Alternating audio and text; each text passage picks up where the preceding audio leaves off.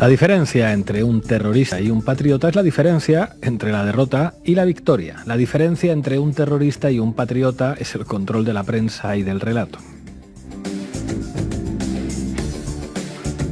Los historiadores lo saben, aunque no siempre lo digan. Los resistentes españoles al ocupante francés en 1808, los fusilados del 2 de mayo, los madrileños que atacaron con navajas a los soldados franceses, eran terroristas a ojos del ocupante ilustrado.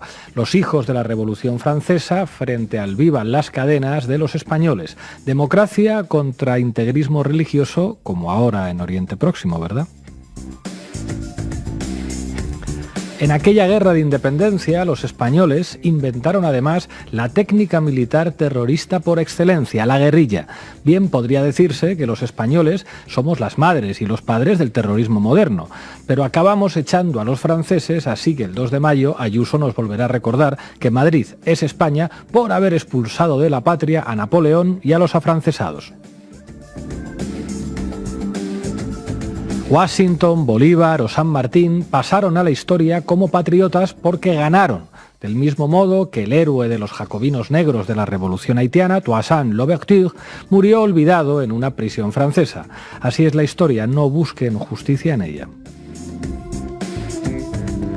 Nelson Mandela es el padre de la patria sudafricana porque el Congreso Nacional Africano derrotó, aunque fuera parcialmente, a sus enemigos. Pero Mandela, antes de ser el padre de la patria, fue un terrorista comunista encarcelado.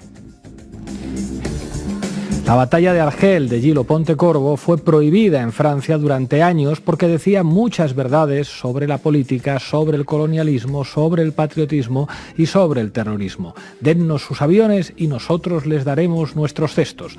Responde la película El Jefe del Frente Nacional Argelino cuando los periodistas occidentales le preguntan por qué atentan contra civiles franceses en el barrio europeo de Argel.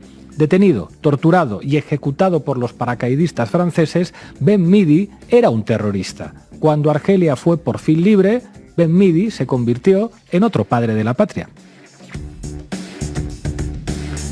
En estos días, Hamás ha dado un paso muy importante a ojos de la comunidad internacional. Ayer eran terroristas sin escrúpulos, ni tan siquiera se les reconocía la condición humana. Hoy se sientan en la misma mesa con los representantes del gobierno de Israel y pactan un alto el fuego. Les ha costado más de 14.000 muertos, entre ellos casi 6.000 niños. ¿Merece la pena? Esa pregunta nunca ha tenido sentido para entender la historia de la humanidad. Todas las patrias, todos los sistemas políticos, también los democráticos, se construyen sobre el asesinato.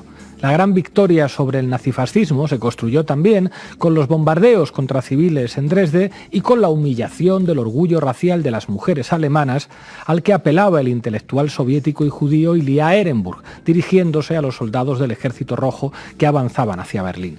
Y de propina llegaron 2 bombas atómicas de la democracia estadounidense sobre Japón. Hamás adquiere una vez más estatuto de beligerancia al ser reconocido como interlocutor por Israel para negociar un alto el fuego. ¿Mereció la pena?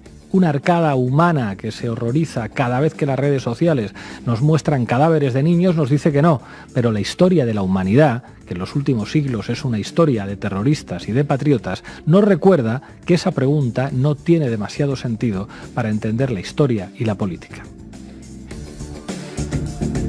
Solo el futuro dirá si Hamás fue la vanguardia del patriotismo que liberó a Palestina o una banda de terroristas fanatizados por el Islam. Solo el futuro dirá si Israel fue una teocracia colonial y criminal que ejecutó un genocidio contra el pueblo palestino o la expresión del jardín democrático europeo en Oriente Próximo. Pero tengan por seguro que el futuro se construirá sobre millares de cadáveres a mayor gloria de patriotas y terroristas. Esto escribía yo esta mañana en Contexto. Bienvenidos y bienvenidas a La Base.